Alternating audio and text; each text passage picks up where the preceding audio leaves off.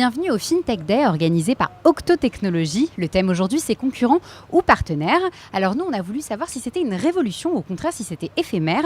Et en plus, ça tombe bien parce qu'ici, il y a à peu près une vingtaine de startups autour de la FinTech. Alors nous, on leur a posé la question. Suivez-moi. Aujourd'hui, la question, c'est la FinTech, concurrent ou partenaire. C'est quoi votre réponse ?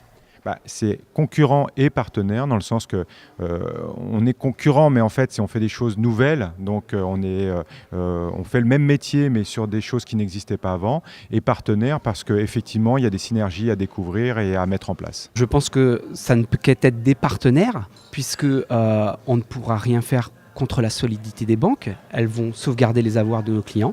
En revanche, les fintech vont apporter de la valeur ajoutée, des nouveaux services utiles au grand public et donc à l'investisseur, en plus de ce que fait déjà les banques. En quelques mots, qu'est-ce que fait Octo ?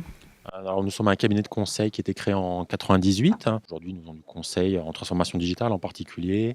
Nous avons aussi des équipes qui font du delivery sur des applications mobiles, iPad. Nous accompagnons nos clients en fait, dans leur transformation. On sait que dans la première phase, ils ont été clairement, les fintechs ont été en concurrence vis-à-vis des banques. Aujourd'hui, on a des premiers signes de partenariat. Et donc, notre idée, c'était un peu de rapprocher ces deux mondes d'une manière ou d'une autre. On ne sait pas très bien comment.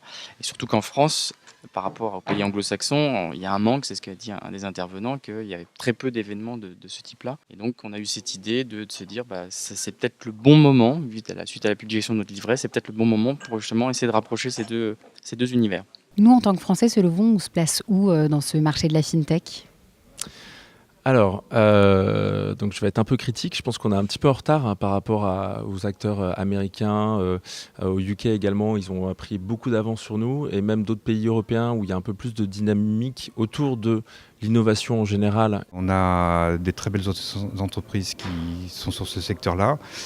On a encore les problématiques de financement qui sont en voie de résolution et donc on peut être très optimiste pour la suite. On met un peu plus de temps, mais on sent bien que le mouvement est en marche aujourd'hui. Dans quelques années, est-ce que selon vous, on aura encore besoin des banques traditionnelles ?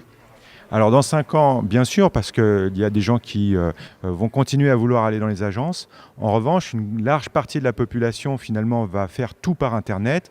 Et par Internet, ce sera peut-être partie des banques, mais ce sera certainement beaucoup de fintech qui vont offrir de nouveaux services. J'aime pas le terme disparaître, je pense que le système bancaire doit évoluer. Les fintech, pour eux, sont un atout pour pouvoir évoluer et mieux satisfaire les clients. Bon, vous l'avez compris, dans 5 ans, dans 10 ans, le système bancaire traditionnel ne va visiblement pas disparaître. Toutefois, il va devoir évoluer avec l'arrivée notamment de nombreux acteurs. En résumé, c'est donc plutôt une évolution et pas une révolution.